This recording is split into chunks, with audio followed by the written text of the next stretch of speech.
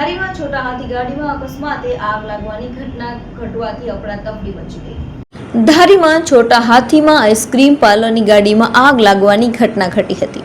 અકસ્માતે છોટા હાથી ગાડીમાં રાજસ્થાનની આઈસ્ક્રીમ પાર્લરમાં આગ લાગી હતી।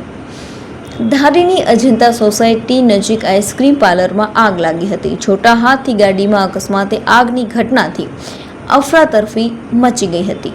નજીકમાં સીએનજી પેટ્રોલ પંપ હોવાથી અફડાતફડી મચી ગઈ હતી। ધારી પાલિકા પાસે ફાયર ફાઇટર ન હોવાથી જેટિંગ મશીન દ્વારા આગ પર કાબુ મેળવાયો હતો અને મોટી નુકસાની થતા અટકી હતી।